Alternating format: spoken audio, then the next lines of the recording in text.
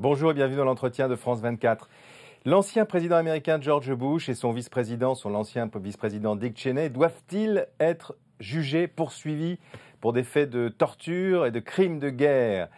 L'organisation humanitaire Human Rights Watch le pense et déchire le voile pudique qui recouvre ces faits aux États-Unis. D'ailleurs, le président Bush lui-même a reconnu que sous son administration, on avait eu recours à ces techniques d'interrogation poussées, comme on dit pudiquement, que sont par exemple le waterboarding, les privations de sommeil. Et puis tout le monde se souvient aussi évidemment de la sinistre affaire d'Abu Ghraib. Aujourd'hui, Human Rights Watch demande publiquement à l'administration Obama d'entamer une enquête justement sur ces faits contre l'ancien président Bush et Dick Cheney. Avec moi aujourd'hui dans l'entretien, le porte-parole et le conseiller juridique du Human Rights Watch, Reed Brody. Bonjour. Bonjour. Et merci d'être avec nous aujourd'hui. Vous vous attaquez là à une montagne.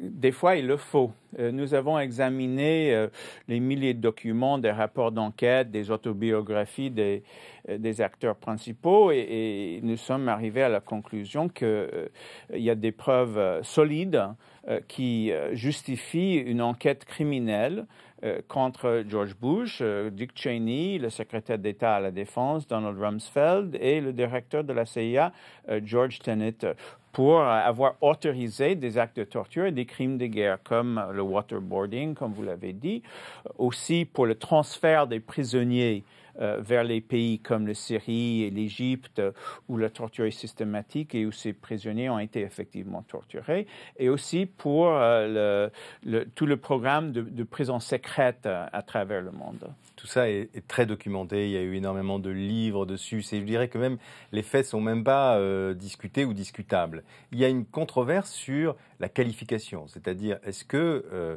le waterboarding, c'est de la torture, la privation de sommeil, c'est de la torture. Est-ce que ça peut être qualifié de crime de guerre? Écoutez, le waterboarding, donc c'est le simulacre de noyade où un prisonnier et c'est la torture de l'eau où un prisonnier est fait noyer et on le sauve in extremis. Les États-Unis l'ont toujours considéré et l'ont toujours poursuivi quand c'était les Japonais ou les Philippins ou même des soldats américains, ça a été toujours poursuivi comme la torture. Alors Bush dit que je l'ai fait, mais mes avocats ont dit que je pouvais le faire. Alors nous, d'abord, ce n'est pas une justification, mais deuxièmement, nous montrons dans le rapport comment l'administration et surtout le vice-président Dick Cheney ont mis la pression sur les avocats du département de la justice pour qu'ils donnent ce résultat, cette justification voulue par l'administration. Concrètement, ça veut dire que Dick Cheney, parce que c'est quand même lui plus particulièrement qui est visé, a fait un montage juridique au fond en espérant se couvrir pour pouvoir dire dans le futur mes conseillers juridiques m'ont dit que c'était légal. Exactement. Donc les conseillers juridiques sont eux aussi passibles de poursuite. Tout à fait. Nous le disons dans le rapport qu'il ferait partie de cette association de malfaiteurs, si je puis dire, de cette conspiration qui concerne ces quatre architectes, les avocats et évidemment les exécutants. Et donc, nous demandons aussi des enquêtes contre ces avocats du département de la justice et contre l'avocat de Dick Cheney, justement pour avoir tenté de justifier ces crimes. Est-ce qu'à votre avis, Dick Cheney est plus responsable que George Bush dans cette affaire? C'est certainement lui d'où vient l'initiative, mais c'est quand même lui, il n'est pas dans la chaîne de commande. C'est Bush, le président, c'est Bush qui a autorisé le waterboarding, c'est Bush qui, 6 jours après le 11 septembre, a ouvert le boîte de Pandore en autorisant le CIA à détenir des prisonniers, à ouvrir des prisons secrètes. Donc c'est Bush qui, en fin de compte, c'est l'exécutif. Qu'est-ce qui explique que dans le système américain, pourtant si scrupuleux, je veux dire, il n'y ait pas eu aujourd'hui, et ça paraît très facile, une plainte d'une victime, par exemple, devant une cour ou un juge américain. Vous voyez, pour voir si ça serait traité ou instruit. Bon, dans le système américain, il n'y a pas la possibilité d'une victime de porter plainte. La victime est témoin. On l'a vu dans l'affaire DSK. Oui. Le monopole de poursuite, c'est le procureur, c'est l'État. Il n'y a que l'État ou l'État fédéral ou l'État qui peut ouvrir des poursuites. Donc, il n'y a que Obama qui peut décider ou non de poursuivre George Bush. Mais le fait de porter plainte mettrait au moins la pression sur les procureurs. Est-ce qu'il y a eu des plaintes? Est-ce qu'il y a eu des demandes de victimes? Évidemment. Et le problème, c'est que même quand les victimes de torture ont porté plainte pour dommages et intérêts devant les tribunaux, l'administration Obama a toujours essayé avec succès d'écarter ces plaintes pour ne pas avoir à dévoiler les secrets d'État ou en parlant d'une immunité. Donc, les personnes qui ont été torturées par les États-Unis, je donne un exemple, un Canadien qui était en transit à Kennedy Airport et qui était envoyé par des services américains en Syrie, où il a été férocement torturé pendant 10 mois. Il a porté plainte aux États-Unis et l'administration Obama a insisté pour que ces plaintes soient écartées.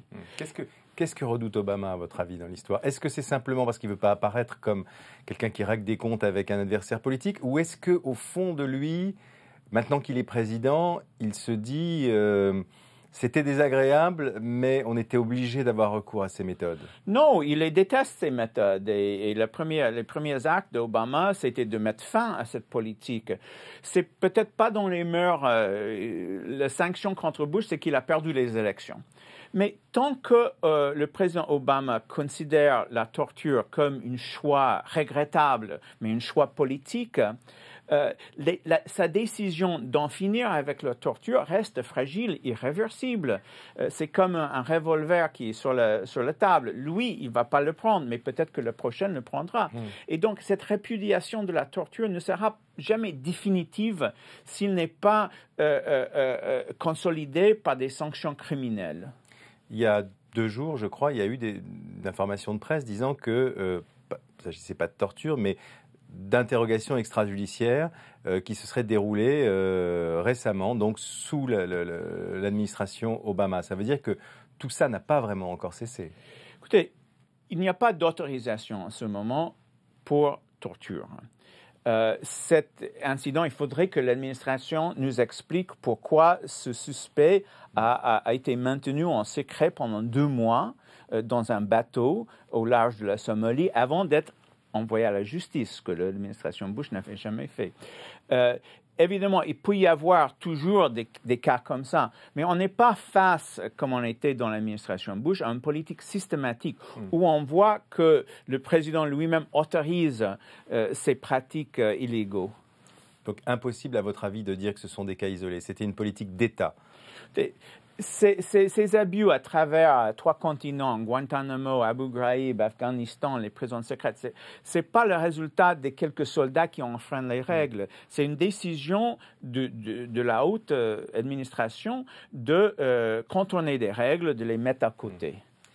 Il y a pratiquement aucune chance que la Cour pénale internationale un jour soit saisie de ces faits. Les Américains ne la reconnaissent pas. Peu probable qu'on voit un procureur spécial poursuivre George Bush. Est-ce que ces pratiques sont condamnées à l'oubli, à votre avis? Écoutez, si l'administration Obama ne fait rien, nous en appelons aux autres pays, à la France, à l'Espagne, à l'Allemagne, au nom de la compétence universelle, d'organiser des enquêtes. Il y a des enquêtes en cours en Espagne et nous démontrons dans le rapport, malheureusement, que l'administration Obama fait pression sur l'Espagne pour écarter ces plaintes. On ne voit pas quand même tous ces pays alliés des États-Unis se lancer dans... On sait qu'ils sont très mal à l'aise avec cette loi de compétence universelle. On ne les voit pas ils l'ont même pas fait pour certains chefs d'État africains. Écoutez, on ne peut pas avoir une justice pour l'Afrique et le Moyen-Orient et une justice pour les États-Unis. Quand un tortionnaire algérien, tunisien, etc. vient en Europe, il y a toujours des problèmes, c'est toujours difficile, mais il y a quand même des enquêtes qui ont été menées, le cas Pinochet, par exemple, qui était arrêté par mandat espagnol. On ne peut pas faire une chose face à l'Afrique et être une république bananière face aux États-Unis. Corrigez-moi si je me trompe, l'opinion publique américaine et la presse américaine ne semblent pas très chaudes pour remuer toutes ces affaires. Écoutez, je pense que les Américains ont conscience d'une chose, c'est que ces politiques de waterboarding, des prisons secrètes qui étaient vendues pour rendre les États-Unis plus sûrs contre le terrorisme, en fait, ont rendu les États-Unis plus vulnérables. On sait que les affiches de Abu Ghraib et Guantanamo ont servi de recrutement pour Al-Qaïda et le djihad. On sait qu'il y a des gens qui sont motivés à aller faire la violence contre les États-Unis à cause de ces mauvaises pratiques systématiques contre les prisonniers musulmans. Donc, il y a conscience que cette politique a été erronée. C'est pas dans les mœurs peut-être des Américains de poursuivre des présidents. Mais on ne peut pas demander au Soudan, je ne veux pas non plus comparer Guantanamo et Darfour, mais quand un pays comme les États-Unis, si ouvertement enfreint les règles de droit international, c'est tout le système international qui soit fragilisé. Juste un tout petit mot, Reed Brody, parce qu'on est presque à la fin. Obama va terminer son mandat. Il n'a pas pu tenir sa première promesse qui était de fermer Guantanamo. Pourquoi ? Parce qu'il n'a pas investi le capital politique qui aurait été nécessaire.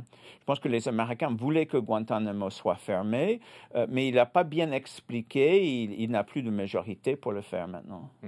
Merci beaucoup. Reed Brody, porte-parole de Human Rights Watch, était avec nous dans l'entretien de France 24. À bientôt.